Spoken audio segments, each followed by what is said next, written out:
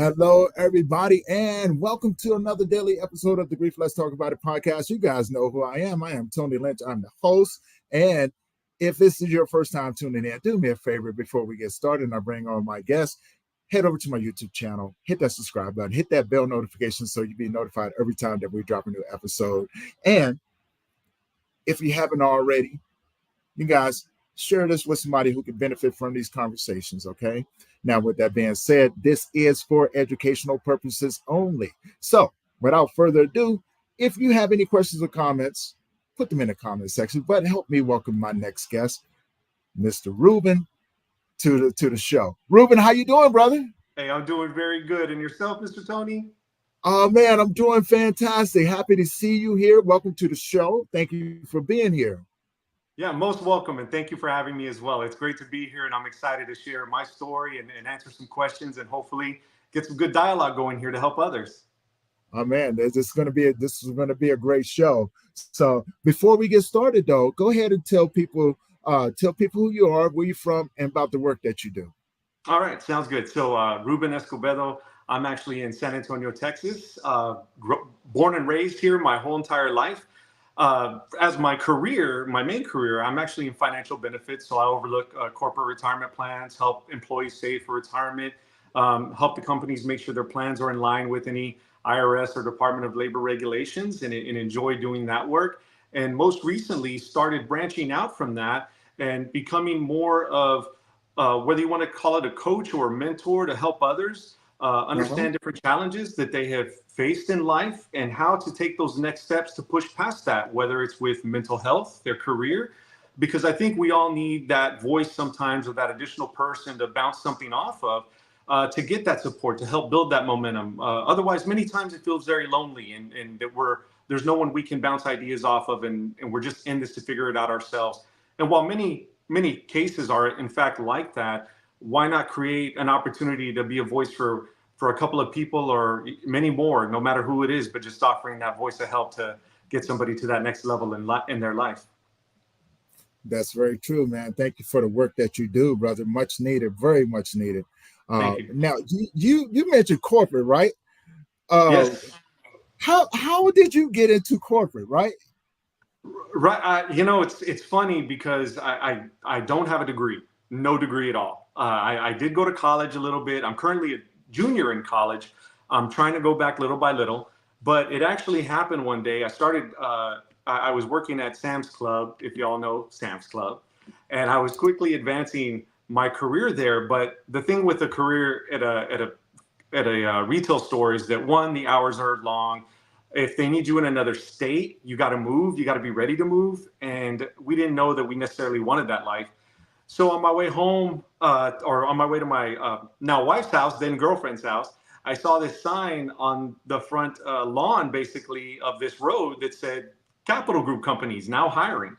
And I thought, oh, why not go check it out? Let me just see what it is. And I go in and fill out an application. And next thing I know, I passed through the interviews and the background checks, and I started working with this mutual fund company. And that started my career, learning all about IRAs, individual accounts, joint accounts, then building up to 401ks, to 403bs, 457s. And for some reason, and I couldn't tell you why, because I was not a good student in school. It was very hard for me to study and focus. But this all made sense. And for someone who didn't like math, didn't like reading, didn't like writing, it was fun. It was something I enjoyed. And I ended up falling into this career. And from that side of the business, I changed over to the other side, where I left the corporate directly that would help those companies manage the fund, to go to the companies directly to help them manage their plans within themselves, because there were a lot of rules and regulations that were getting added, and plans that needed adjusted, and they didn't know how to do that, and they didn't necessarily have a dedicated representative. So I thought there might be an opportunity, and sure enough, I found myself on that side, and now I've been doing it for 24 years. Wow, man. Like, that is truly inspiring for those out there that just go out there and do it, right? If you're looking, go out there and get the job that you want. Just do it. Yeah. I'd have been the janitor if they'd have let me. I mean, I'd have just, mopped the floors. I mean, but the potential out there to take it to the next level is there. It's taking that Right. opportunity to look and find, and it's not easy. It definitely isn't easy, but I promise you, the work that you put in, it will pay off. It will pay off in time. That's very, very true. But you had a very interesting journey along the way, haven't you? I've had a very challenging journey along the way, which I know led me to reach out to you initially and let you know Right. what I had been experienced. So if you don't mind, I'll kind of talk about how that starts. And Yeah, most definitely, man. all right, Hey, like share away, man. You never know. We got Lincoln Smith up here. He's going through something. So hopefully your story will inspire him. You know what I'm yeah. saying? And Oh, those and anyone else out there that's going through it right now. I'm gonna put this up here and give him a shout out, man. Thank you, Lincoln Smith. So you see all it right. up there. Thank you so much for the podcast. He's really going through something really hard right now. So yeah, man. Let's talk about it. Yeah, so it all started. It all starts when we're younger, and I can tell you that I didn't recognize that any of this necessarily had occurred growing up. I thought things were just normal, and it wasn't until I came to one of my lowest of low points that Mhm. I finally addressed something. So let me talk about how that got started. Growing up, middle income, actually low middle income, if not low, low income home. We were a paycheck to paycheck family. Things were tough. My mom, divorced my biological father, uh, remarried. I have a wonderful, wonderful stepfather who is my father, and two loving brothers. But the stress that it puts on the parent can be tough, and I didn't realize that some of the things that I was going through at that age was considered psychological abuse, even physical abuse. There were times where I just thought everybody gets spanked like that. In the moment, Right. that's they did bad or they messed up. That's how they get spanked, and didn't think anything of it. So, growing up, I always said, "Oh, I had a good childhood. I had a tough one," but was never also really close with my mom as I grew up, and I didn't understand why. So I meet my fiance or my wife, sorry, when I was 16, get to know her and her family, and her parents basically become my parents. And I start attending everything. I call them mom and dad, they call me son. It was this wonderful bond that we developed. So I'm going through that now, trying to connect with that family, and then progressing in my career. Life seems to be going great. I always figured I suffered from depression and potentially anxiety, but never really understood it. It wasn't something we talked about growing up. We never said, "Hey, maybe that's why you're having a hard time studying with school," or it was more of, if you don't get an A and B or A's and B's, you're going to get spanked, you're going to get grounded. There was always the punishment that we feared. Right. So, I going through life, then I see my kids as they're going through school, they're struggling, but we had the mindset of, let's see if there's anything medical we need to look at. Maybe there's something we're not considering. And sure enough, ADD, learning disability, dyslexia, and a lot of what we're finding out is genetic. And we're like, oh, well then that's probably me, or that could be you, or that's both of us. You don't know, but there's something there. And as Right. I was going through work, I said, you know what? Let me go get analyzed. Let me see what's going on, because if I do have ADD, maybe that'll help me with work, because I'm in a stressful job. I want to make sure I stay on top of things. So I go do testing, and I'm reading the tests from the psychologist, and it says ADD, and I went, yes, all right. We know there's medicine for that. I got that.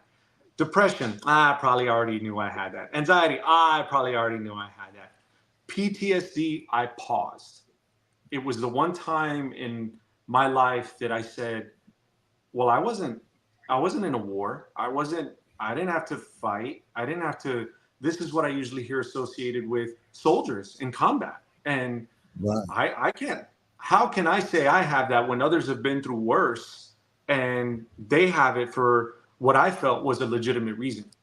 And that started the next step of, you got to look for counseling or medication. But I wasn't ready to go to counseling, and I think, like many of us, it's not that we don't want to go to counseling. We're afraid of what we're going to have to face in counseling. And I had not quite uncovered what I was going to face, but I knew it was going to be something big. So Right. I start my medication for ADD, and things seem to be going great. And then my mother-in-law passes. Now, I have lost grandparents, I have lost cousins, I have lost aunts. I have never felt a pain like this ever with any of them. It was the absolute most humbling pain I had ever felt, worse than any spanking or anything. And I realized because I lost my mom. That was my mom. Right. And even though it was my wife's mom, it was my mom. And of course, my wife and I knew how important that woman was to each of us in our lives. And we had to watch each other because we didn't want to burden each other with each other's stress, not realizing that we could, but trying to be supportive to each other. And it led me down a dark path, what started as the dark path. You know, when people talk about depression, a lot of times you hear sadness, you hear I can't get up, and you may even think, yeah, but if you just push past it, it'll be fine. You just got to push past it. No, it is crippling.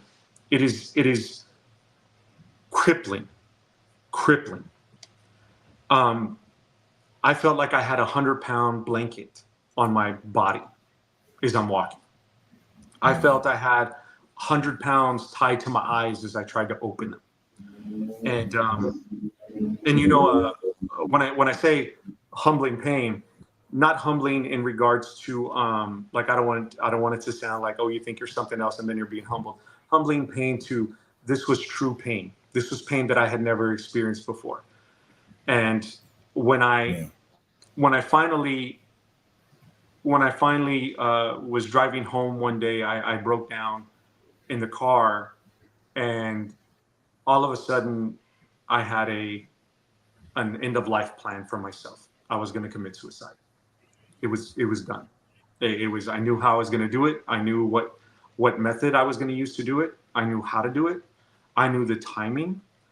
The only thing that was stopping me was me at this time. And one of the biggest things that made me realize that this was going to happen was the fact that I had not told anybody. Nobody knew. Nobody knew the pain. Nobody knew nothing. That was the first time I was scared of myself, scared of what I possibly could do, because now my wife and kids are no longer enough to keep me here. And it wasn't that I didn't love them. I was just in so much pain. I needed that pain to stop. Right. So Yeah. during this time, I I decide, okay, what are my next steps? Because this is going to happen. You know what you're going to do. And I thought, before I do anything, let me talk to a doctor. I don't have to talk to my wife. I don't have to talk to my kids. I don't have to talk to anybody. Let me just go to a doctor. So I went to my doctor and I talked to her and I told her what I was thinking and where I was at, everything.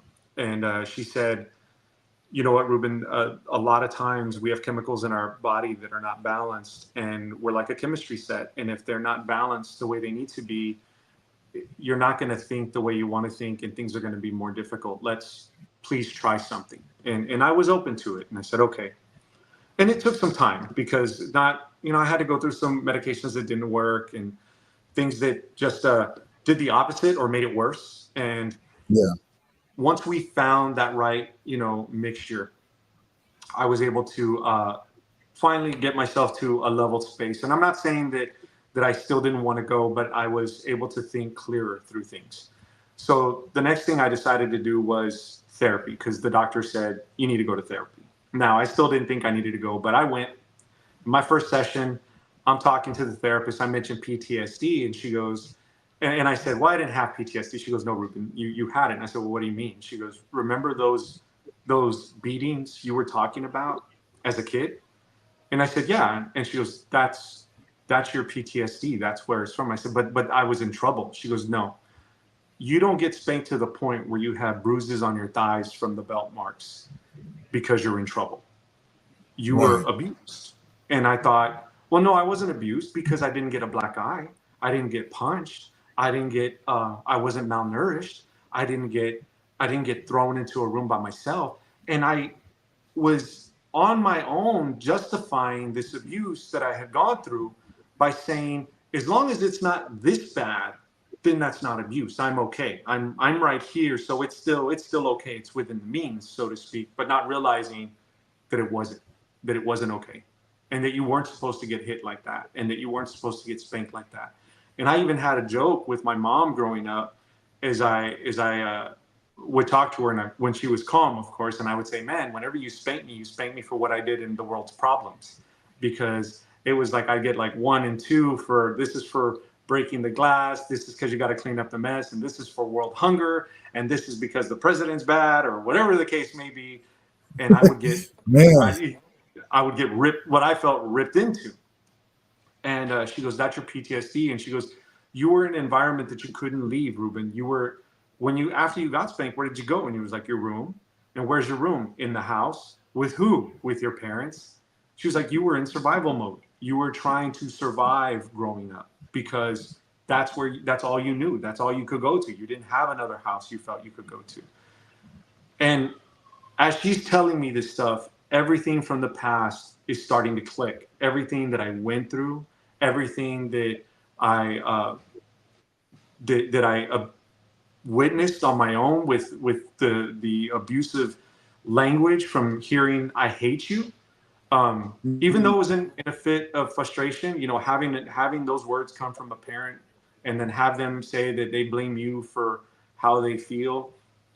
And but I want you to know that one of the things that I also learned through this process, which was funny, was after admitting what had happened, after accepting what had happened, not only with yeah, my upbringing, but with my myself and what I went through, and then even losing my mother-in-law, I was finally able to take action, and the action was to begin to heal and move forward. So, right, one of the things that started off with this grief was acknowledging that she was my mother, that bloodlines didn't matter. She took the opportunity to raise me and treat me as a son. She was my mother. And it was okay for me to be sad along with the other family members that she raised or was married to, that I had a right to be sad, because I was denying myself that, because I felt that I shouldn't I shouldn't have that ability to cry and weep like they did, because they were closer to her. And I had to acknowledge, no, you have every right to do that. You are worth that. And yeah, and then once I did that, I was able to be there for my family, be move on myself, and say, okay, I can now take this grief that I allowed myself to go through, and I can put it aside. It's still there in my heart, but it's not ruling my heart. It's not right, ruling my day-to-day thought process. And then the next thing I had to do was I had to come to terms with my mom as well, because one of the things the therapist told me in one of the sessions was, I don't want you to get mad at me, but I'm going to tell you something. And I go, okay. And she goes, "You don't have a mommy issue." And I went, "Oh, did you not hear me? Did you not hear my story? Did you not hear what I went through?" Almost anger right away, almost anger. And she said, she's like, "Reuben, just calm down." And I said, okay. I said, okay. She goes, "How was your mother brought up? Did you ever see her around her parents?" And I said, yeah, she had fear of them. She had true fear of them. I would see it even with her mom. And her mom wasn't a big woman, but she had fear of her. And she goes, "Your mother was doing the best she could with what she knew. I'm not saying it's right. I'm saying that was all she could do. And you, being the person you are and going through what you went through, instead of repeating that cycle, you were able to separate and say, I am not going to do that to the next generation. I am not going to be the one to carry that over." But your right, mom's intent was not to purposefully hurt you. Now, I'm not saying that's the cases in every case, because I know we've seen where that has been. But in my yeah, case, it wasn't. It really was truly that those were the tools she was given as a young woman, because she had me right when she turned 20. I was born. She was married. Life hit all of a sudden, and I came to terms with that as well. And I said, you know what? I'm not saying that what she did was right, but I know that she didn't do it on purpose. I know she does love me. I know she cared for me, and right, I had to accept that, and it was one of those things. Had to acknowledge it was there. I had to accept it, and then I had to take action. And my action was, one day we were talking, and I said, I don't hold any of this against you, Mom. I forgive you for everything. I don't know what you need me to say for you to understand that, but I'm telling you, I forgive you for everything. I don't know that we can be close like we once were when I was younger, but at least know that I know you did your best, and I wouldn't be who I am today if it wasn't for you. You're a huge part of that, and in some good ways and in some bad ways, but you helped shape who I became, and and it was this weight that I didn't even know I was carrying being lifted off my shoulders, and and removing and finally holding my head up and feeling confident and no longer fearful of talking about what I went through or the abuse I had faced or being ashamed of it and feeling embarrassed by it because it meant something was wrong with me or something was broken. It didn't mean any of those things. And after going through those moments and coming from the point where I know what it felt like to be at that front doorstep to say, next step is over. I'm going to take my own life if I don't do something. I thought, how many other men, women, children are struggling out there just like I was in that moment and couldn't make it past that step because they were so dead set on that they pushed forward and decided to take that path. And I thought Right. I can't be the one to stand by and let something like that happen if my story can help others, if my teaching of what I went through can help others and the realization I came through that can help others. I need to share that. And now that's my goal is taking opportunities like this where I can talk to leaders in the community like yourself who are trying to get the word across about what people are facing, what they're going through, and the fact that they can come through it and that there is a light at the end of the tunnel and it doesn't have to be this long battle that never ends. Um, because we all hurt and we all come back to that hurt at some point. It doesn't necessarily all go away, but we learn how to manage and go through it and push forward and become better from it. And every day that you do that, it hurts just a little bit less every time. And Right. that's what I'm Right. hoping I can continue to do for others through my own stories and interactions as I move forward in my life and career. I think that's all we can do, man. And you have such an inspiring story. It takes true strength to not only one understand um, that our parents are not to blame, right? Because they are Right. doing the best that they can with what they have to work with. They're only doing what they're taught. It takes sometimes it takes us a long time to figure that part out. Now there are some cases where parents will go overboard, and you know it's a game of patience when it comes down to it, right? And being careful. And I want tell me what you think about this. But being careful not to take that generational trauma with you and pass it on to your kids, right? And I Absolutely. think this what we do. That's what we do, right? Because if you've been used to getting beat your whole entire life, your whole entire childhood, you think this is the way that it's supposed to be, right? We go, oh, Yeah. you spill water on the floor. I have to beat you for that. Oh, you forgot to pick up your toys out the room, or you went outside without putting on your play clothes. Or it could just be just a matter of, what I'm saying, walking into the house and they go, this is for what you're going to do. Yeah, exactly. Right. I I know, know you're going to mess up at some point. Here it is now. Let's take care of it. yeah, I'm just gonna get you up for it right now. I know you're going to do it, right? And so Exactly. it's understanding that. Um, and I want to get your thoughts on this. And how did you handle that moving forward when you had your own kids, right? How did you Yeah. stop that generational trauma? And say this is where it stops. Yeah. This So is where it stops. that was, I tell you, as a parent becoming a father, I was very scared of that because I knew that anger was in me. I knew that I could get upset.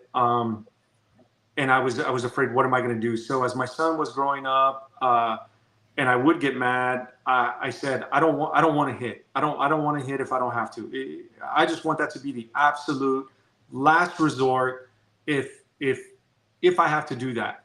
But then what I found I did was I would yell, and get upset.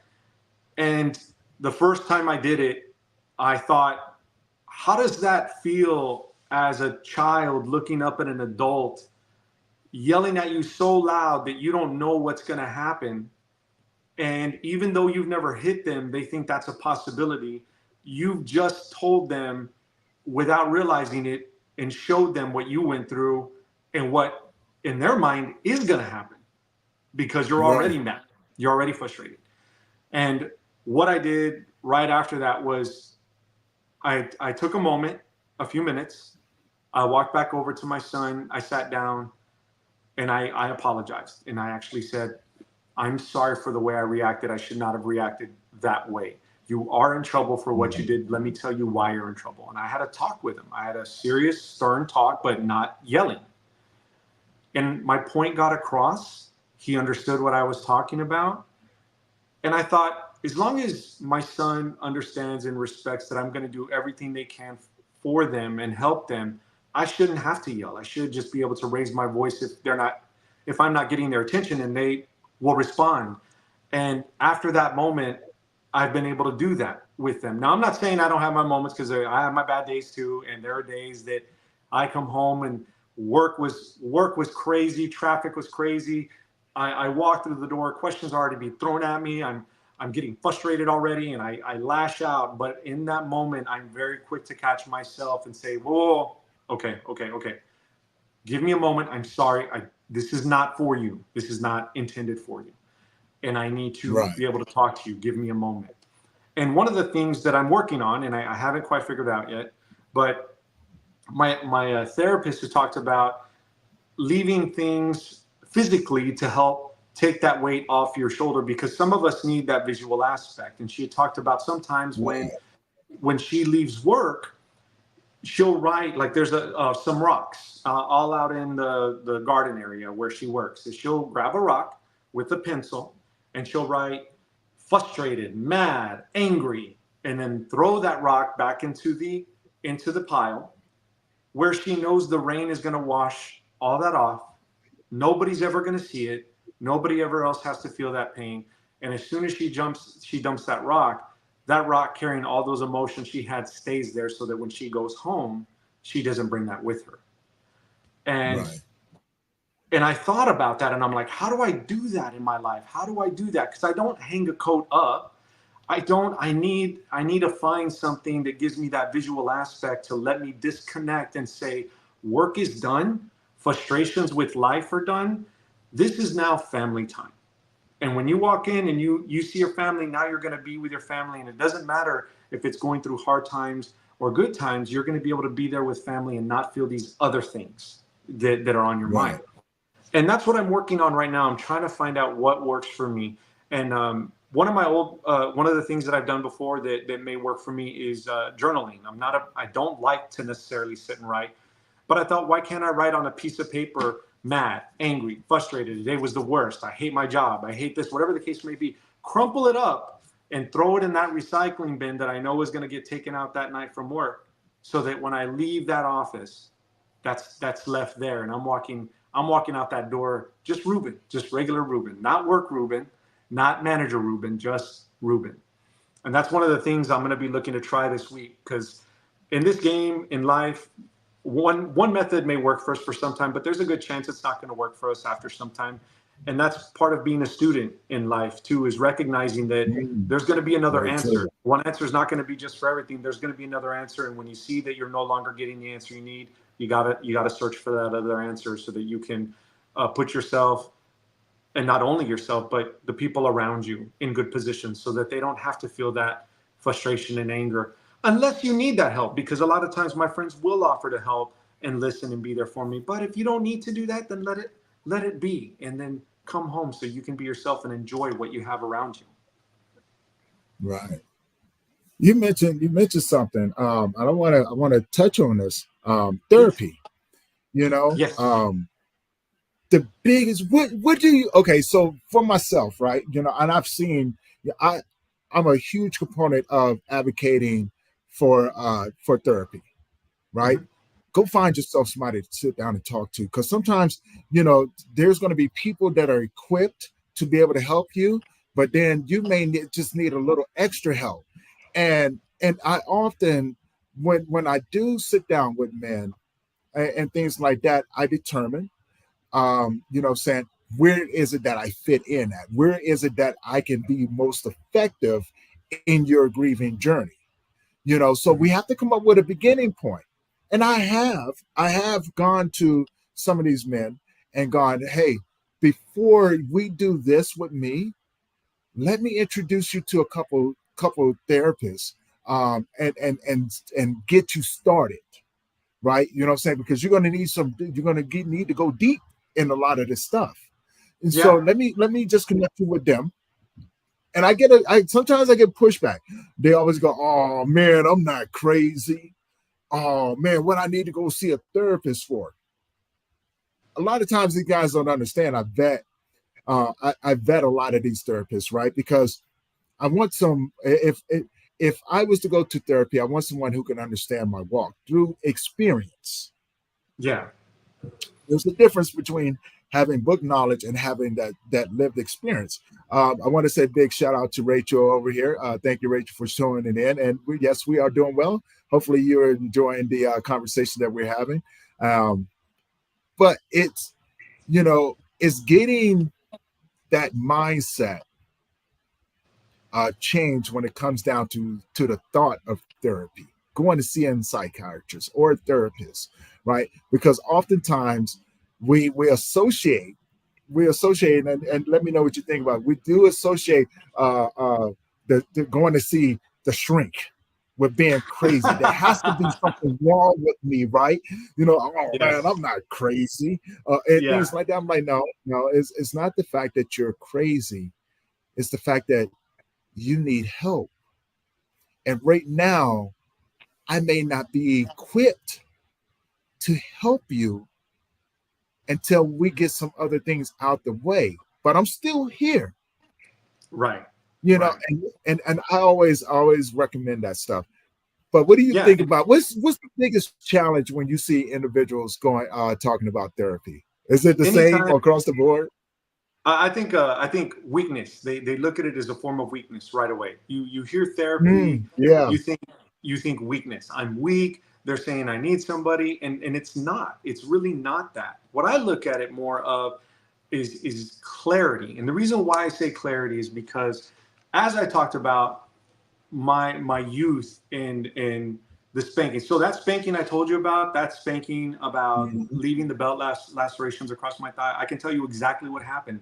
And I remember to the minute what happened that day. What I don't remember is how many other times it happened. And I don't know if that's because I blocked it out or I know there were other times, but for some reason, that's the one that stays in my mind. So when I thought of that, it was very blurry at first. Like I got this spanking, I remember that. Then as I went through my therapy, that picture got clearer in my mind. And all of a sudden, all the pixels were going away and everything was lining up. And it was, you know what? I remember I was playing basketball. I took my glasses off and put them on the back of my dad's car because I didn't want them to break while I played. And my dad ran to the store and my glasses were still on the back of the car. And my first thought was, those glasses are going to fly off. It's going to be $100 to fix. I'm going to get in trouble for that. If I go looking for the glasses and I show that I'm making the effort to try and find these, then that is probably going to lead to the least amount of uh, what you could say trouble, so to speak, because I'm trying to right, find right, the glasses. Well, I go walking and walking and walking. My mom comes out. I told my friends if my mom asked where I'm at, tell her I had to walk down the streets because I'm trying to find my glasses. Next thing I know, a car drives up to me and it's my friend's mom. She goes, "Your mom's looking for you." I said, "Yeah, I'm looking for my glasses." She goes, "Well, she's not too happy." And when I heard that, I already knew this did not go as planned. She is thinking right, that I'm running away or doing something.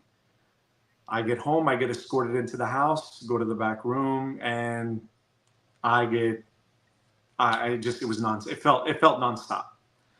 And right, I remember screaming and crying. I remember finally going to my room and then finally going to the bathroom and trying to sit down on the toilet and then wincing because I felt pain, and I was like, what's that from? And I look in the mirror and I can see the lacerations across my leg from the bruising. And, it helped clear that picture. And I needed that picture to be clear, because then that's where I understood later on, well, that's why my mom was afraid of her grandmother, my grandfather, because she had gotten in trouble like this before too. It actually not only brought clarification to my generation, but to what she was exposed to. And it helped me piece together things. So I think many people think weakness when they hear therapist, but really it's to help give you clarity on an image you're not too sure of whether it's yourself or your surroundings, so that you can better understand and approach your life in a manner that's going to be more productive and more beneficial for yourself, as opposed to taking a guess because you're not sure what that means. You're not sure why you feel this way. This is someone that you can bounce that off to. And if you think about it at work, right? When you go to work, you always have what they call SMEs, or subject matter experts, or a help desk, right? You have, oh, let me call the IT help desk. Let me call my subject matter expert that always deals with this. Those therapists are our life experts, subject matter Yeah. experts. They are our call Yeah. line, because you need that in life. You need to have that resource. But there's not a 1-800 number that just everybody can call. There are, you got to find the right one, but they're there. And that's what that therapist came to me. Let me tell you how great of a relationship I have with my therapist. It is to the point that she told me after I met with her, she goes, this number you can text me on. It's not my personal cell phone. This is my work cell phone. But if you are in a moment, you can text me day or night, anytime. And as soon as I see it, I will respond. Do not get upset if I don't respond right away. Give me a chance. So a few sessions in, I'm having a night. I'm by myself. My mind is racing. I am stuck in a loop. And for those of you that have anxiety and have experienced this, I think you'll understand what I'm saying. You become so highly sensitive to what's around you that even when you close your ears like this, it's still like everything coming out. And I mean, you're terrible. You're a horrible father. You're a horrible husband. You didn't amount to anything. You didn't do anything. And it's like all those voices yelling at once at you over and over and over again. And you can't stop it. You close your ears and it gets louder. And in that moment, I texted my therapist and I said, I'm spiraling. I don't know what to do. I'm thinking this. I don't know what to do. And she said, and surprisingly, and this was late at night, past 11 o'clock. Hello, Reuben. First, do me a favor. Take 3 breaths at your pace. 3 deep breaths. So I took 3 deep breaths, and we call it the tantrum method. She goes, now I want you to clench. She goes, I want you to do the tantrum, clench, flex everything in your body, head to toe, clench for at least a solid 10 to 15 seconds until you can't feel it anymore, and then stop. So I clench, I'm flexing everything, I'm just doing this and this and this, and everything's tight, and everything's all the way tight down to my feet, and then I let go. And as I let go, I'm exhausted. I feel exhaustion. But everything stopped. And she said, what we're doing is we're telling the part of your brain that handles all this information to focus on the flexing. And the flexing becomes a physical aspect for you. That physical aspect wears you down and it slows everything down. And I went, who'd have thought? Who'd have thought throwing a tantrum, basically doing this little tantrum thing, could help slow me down and bring me back? And I shared this with my friends, because when they told me their spiral, I said, look, I know this is going to sound silly, but I want you to do this. And we throw tantrums together like 3 or 4 times until they're like, oh, I'm so exhausted. Like, I just feel like, I was like, but how is your mental state? It stopped. I can now focus on the thing I need to focus on. And that tool works for me. I'm not saying it works for everybody, but it works for me. But that's my helpline. And I've come now to be dependent on it when I need it. And I know that I'm going to get help and get that help. And we need that in our lives. And I think once we start saying in society that that's okay, and spread that, that's going to be better. And even as a manager, and for those of you who have been in leadership positions, I started thinking, what about the mental health I put on my employees when they come in a minute late because traffic was bad or because their child was sick? in that moment, am I caring about them or am I caring about the job? When I say you're a minute late, I can't believe you're a minute late. That's the second time this week. That's freaking them out. But what if I tell them it's okay? I know that you're going to make up the work at some point because you always work extra or you work during lunch. It's okay to be a minute or two late because you're making up the time anyway. That's okay. Thank you for giving me a heads up. And I started thinking that if I do it the other way, I'm actually going to cause a mental health strain on my employees and I'm not going to get the best work out of them. And I know my employees surely think that I'm crazy, but in taking that aspect with them of being so flexible with them, I can wholeheartedly say, if I need something, that team is there for me. I have no doubt and have never doubted. And there have been times where it's late on a Friday and I tell them, I know we want to go home, but I need you for this. We got to get this out today, that they have all stayed and helped me out because I've been there Right. for them and understood with them.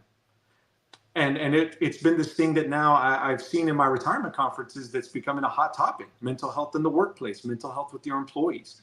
And I think this is going to be the next thing that we see coming out of the industry as a whole, is that focus of making sure that we as managers and leaders are providing that mental health environment for our employees, because it actually returns better to us and to help us out with what we need to do to keep the business afloat. Right. And I'm gonna say this. I want to put up two comments up here and Yeah. get your thoughts on these, and maybe we can give some healthy advice for Lincoln Smith, but also to confirm what Rachel just put up here about the butterfly method and everything. I want to get your thoughts on that. I've never Oh, okay. tried Yeah. Let's any of talk about those. it. Yeah. I've never tried the butterfly method, but I have heard. I do a lot of yoga and meditation, and Okay. so I think my go-to is lifting weights. Like the heavier the Okay. weight for me, the better it is because it's like a stress release for me, right? Right. And it's the putting the pressure on me and putting it off. It's that motion, but that also contributes to I have a sensory processing input disorder. So, and it's not really a disorder, it just means that I think a lot faster. And in certain environments, you talk about anxiety or panic attacks and things like that. I've gotten older, so I've learned how to control them. Um, and so there's certain things that I developed um, early on that I can use now in those different situations. Even when I do go out and do guest speaking, right? I realize in guest speaking, a lot of people always trip when I say this, but I go, I'm an introvert. I am a strong Yes. introvert. And they Yes. and they go, what do you mean, Tony? Like you I was like, no, you don't understand. I figured it out. I know that when I get up on stage to go and speak, I have a small window. I have a small window. I know that when that is done, I have to leave. Enough. Enough. I have to go and recharge, right? I have to go and be away from people to decompress, to Yes. get my head back right. And then I'm able to go in and mingle around. But again, it's one of those things as I'm moving through the room and things like that. To be honest with you, I'm looking for a wall that I can put my back up against. You know what I'm Yes. saying? Somewhere Yes. where, I always think to myself, if I get on a wall, you won't see me. Yeah. You're like, no, nobody's gonna see me if I But do that, right? Nobody's gonna see me. That right, nobody's gonna see me. and I'm And 6'4", man. I'm 6'4", 200 and some odd pounds, right? You gonna see me. But I'm always thinking to myself, if I get up against the wall over here, I can just kind of fade into the wall, right? But that's my own mental thing. And I agree with you. I love the fact that um I know, Rachel, right? I would never guess it neither, but I'm a strong introvert. I run. yeah. I run a lot, I especially away from typically, people. yeah. I was gonna say at conferences, usually after I leave the stage or a panel discussion or a networking event, I usually go to the next conference room over where there's nobody in there, and I'll go sit at a desk or Yeah, a chair, take that moment because it's a decompression I have to do because I've taken everybody's energy with me, and now I'm like, okay, I gotta calm it down. I gotta calm it down, and And I Right. normally go to my room and I'm quiet. I'm not talking. I'm not on the phone. I'm not doing anything like that. But in those moments that I need to be, I can bring that out. I can be that person and speak. But like you, yes, I know a lot of people don't think it, but I really am. I've taken the test. It shows I am.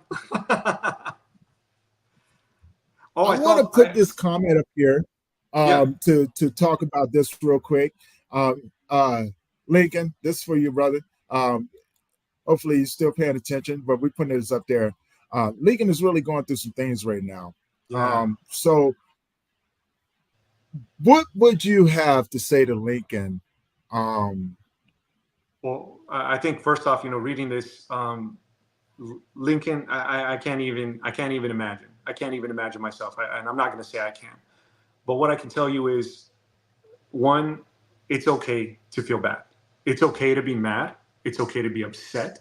It's okay to be frustrated. It's okay to feel that life is unfair. It's okay for you to have your emotions.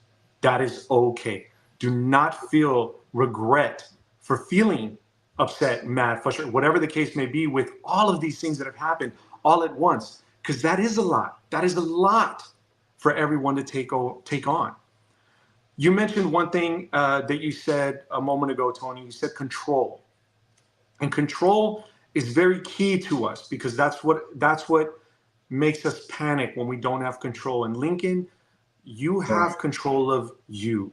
I know you don't have control of the other circumstances that have occurred, just like I didn't have control of the other circumstances that occurred to me.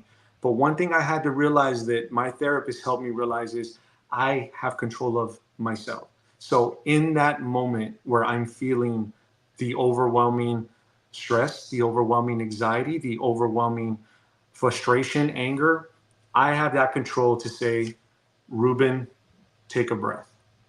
Take a breath. I'm not saying that I'm taking this off you, but take a breath. And I take that breath and I allow myself to slow down and I allow myself to catch my breath.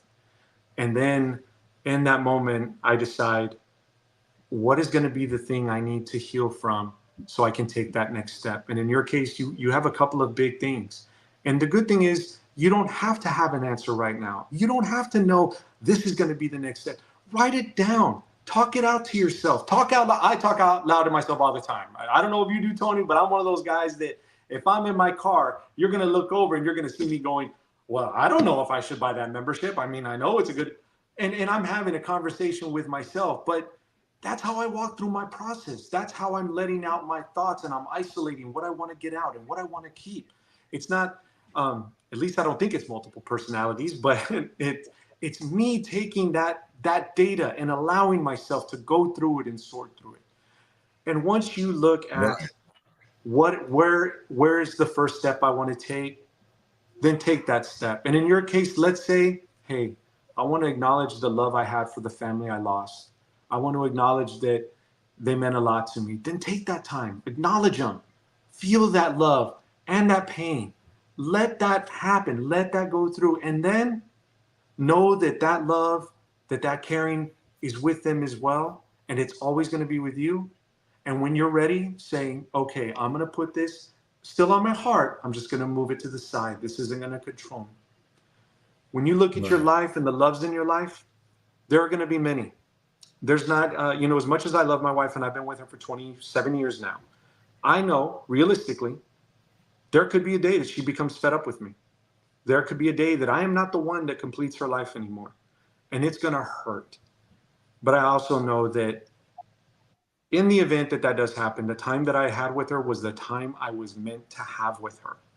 That time is helping me develop as a person, as a husband, as a father, so that whether it's with that same person or with another person, I'm going to be better for them and they are going to be better for me. I've had right. people leave me for their exes and go back to what they thought was better. That's fine.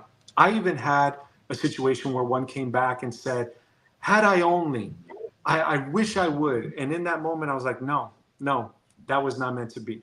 I was meant to experience that pain from you so that I knew what the dangers were in being with somebody like that and that that could hurt me more and that I wouldn't get into that again. And because of that, I'm in the relationship I'm in right now. And I went through those life lessons, and I'm not saying they're fair, and I'm not saying that that it's fair to always feel the battle, because I know that Tony and I have talked before where we said, why do we always got to be tested? Why do you always got to say, I give the strongest one the strength, but I don't feel like the strongest one. I didn't sign up for this. I know that feeling, but I Yeah. promise you, I promise you, it is making you better. You are going to be better. And it's okay to be mad and frustrated and go through those feelings. Tony, I know with your experience and your guidance, what else could you throw on top of that with your experience to say, these are some things to consider to help you get through this? Well, I know Lincoln personally. He's my brother from another mother. Always, always try to be there for him, and things like that, and vice versa, right?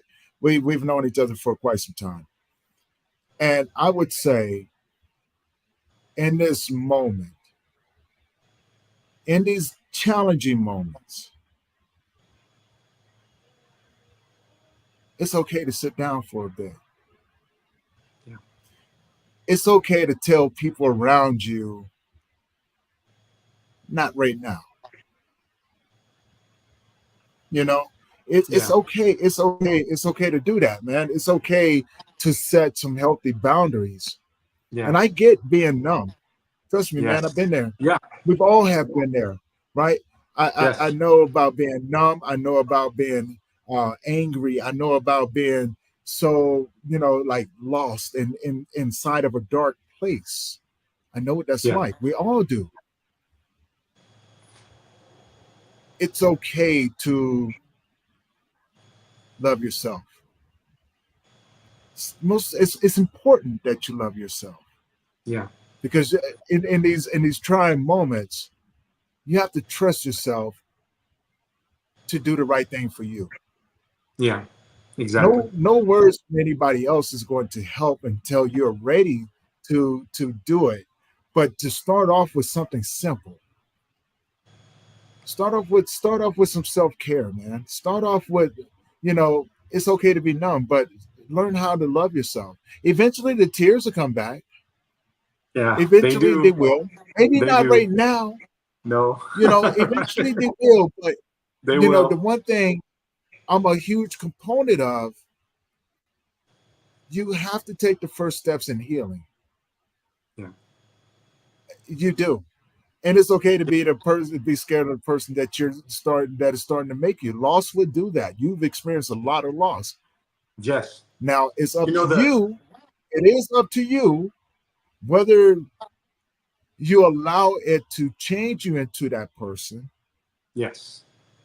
Yes. And or Lincoln mentioned music in that music, eating. Trust me, yeah, music and eating. Yeah, I I was was going to get 100. into that right there. Like you have to trust yourself, right? Remember, we Yeah. talked about this. This is something Yeah. that I'm a huge component of, right? You have to learn to trust yourself. Trust is earned. Your environment, every time you turn around, it changes. Yeah. You have to trust yourself to be able to get up in the morning. You have to trust yourself to stay hydrated throughout the day. You have to trust yourself to eat. You have to trust yourself to, um, when you get into that dark space, you got to trust yourself to reach out for help. Yeah. You got to trust yourself to breathe. So that trust is earned, not with anyone. That trust is earned with you. And that's the deepest thing right there, because those are some of the small steps is earning that trust with yourself first and foremost, right? It's okay. As I heard this quote, sometimes it's okay to get the fuck on. And what I mean by that, it's okay not to be putting yourself in situations where this continuously happen, but you have to make a decision, and you have to stick with that decision. And then you got And to learn how celebrate. to tie your shoes. Yeah, and celebrate your victories. I know it may not seem like it, but the fact that you even brought this up, the fact that you have a gentleman here who is seeing you online, and I can tell you my leg is shaking like crazy right now, because that's when I know that I'm at a heightened end, because I want you to find what you need to find. There are people that care. They don't Right. even have to know you personally. There are people that care. that is a victory. That is a victory right there, that you were even willing to share that and give yourself that victory. You deserve it. That is huge. Not everybody can do that. You know, and if you feel that something really is wrong with you, take that step. And I said, okay, like what I'm going to hear, but I'm going to go get myself evaluated and checked out. And I did. And it's helped Right. me where I'm at. But it was scary. It was very scary. But yeah, and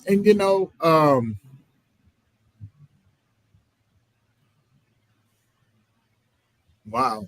So Wow. to yeah, I'm gonna put this up here so you can get an idea. Now you have to mind you, I've known Lincoln for quite some time, and what he's putting it up here, this is deep, right? So that is deep, Wow. right? And since I have known Lincoln for the time that I have known him, I've watched him fight on a daily basis with his Yeah. mental health, um, with life in general. I've walked with him, and when he wanted to give up, when he was done fighting, and look, to be truthful, and I don't mean anything by this. It's okay not to want to fight.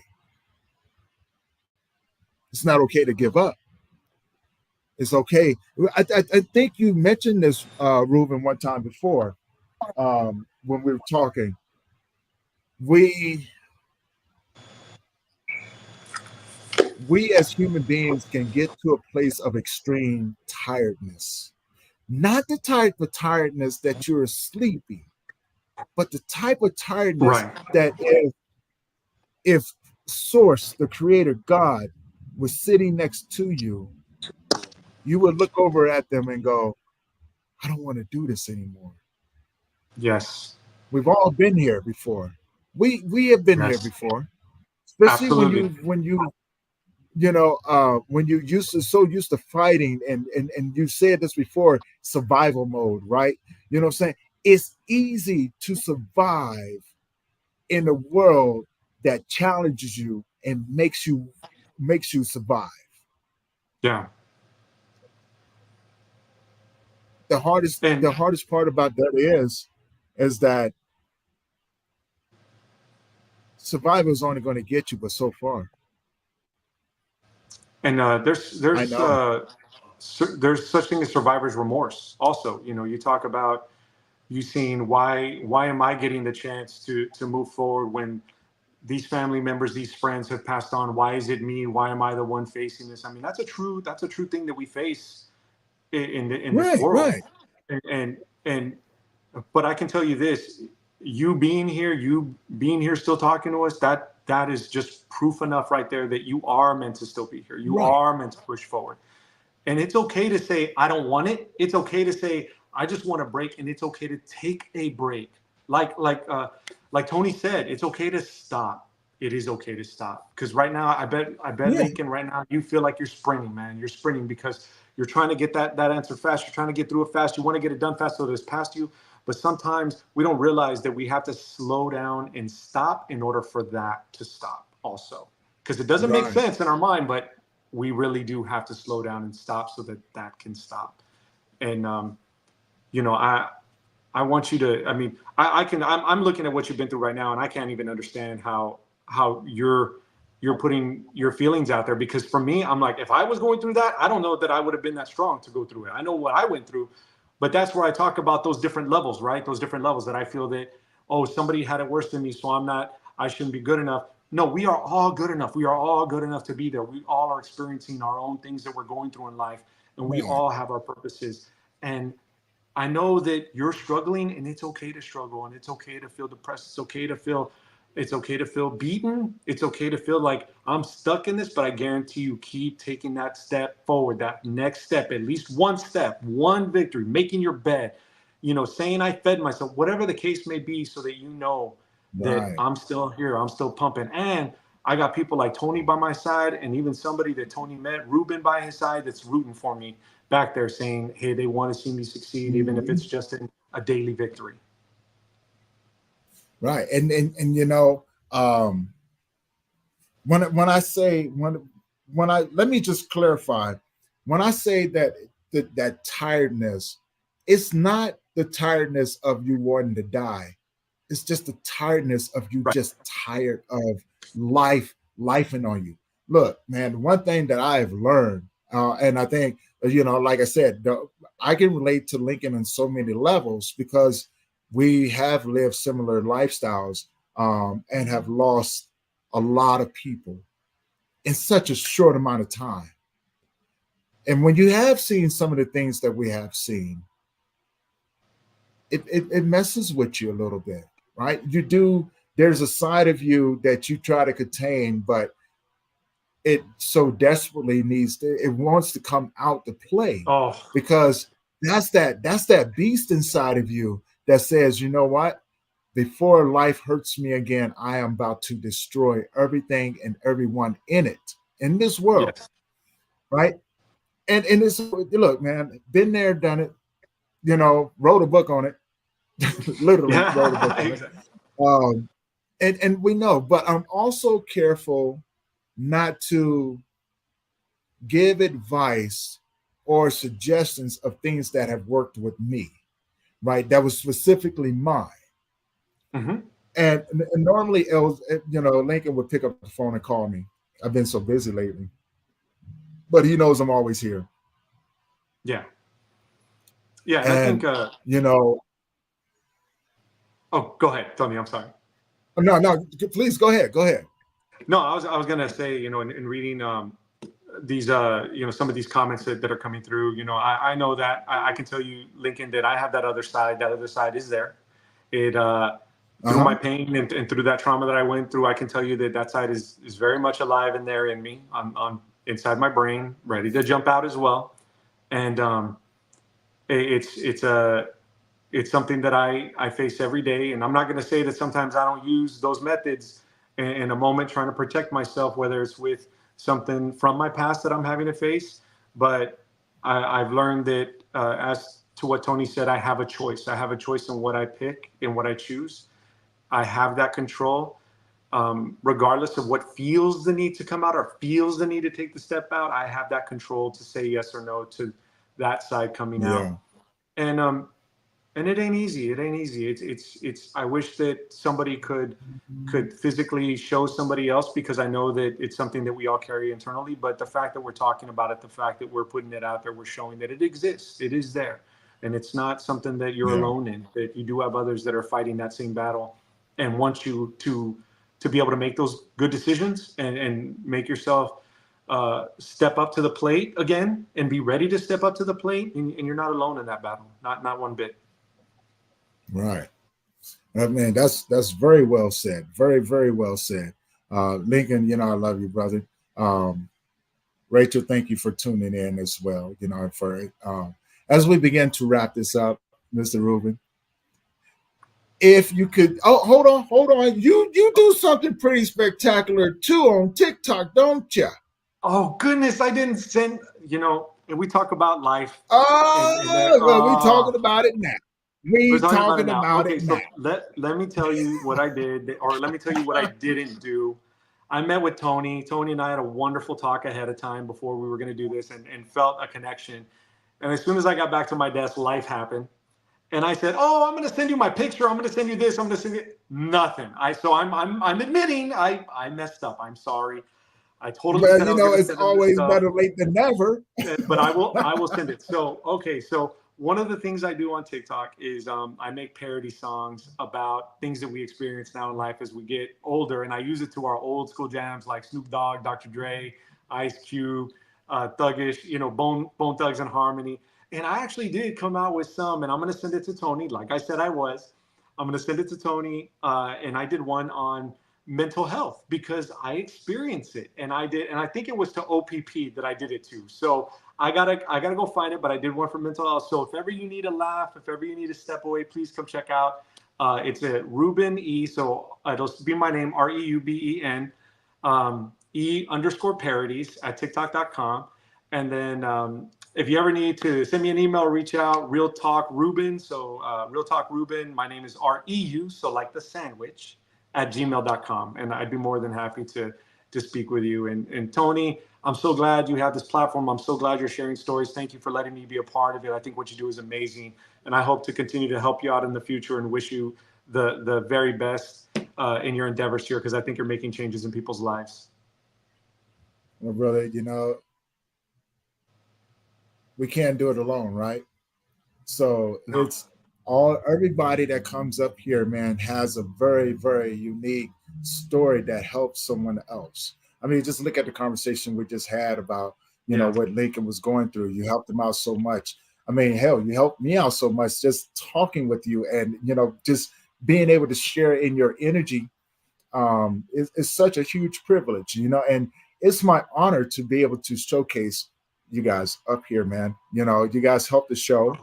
You guys make the show what it is, and you guys, these these individuals that are tuning in right now, is they're really paying attention. Look, they didn't come for me; they Because you came for didn't want you. to.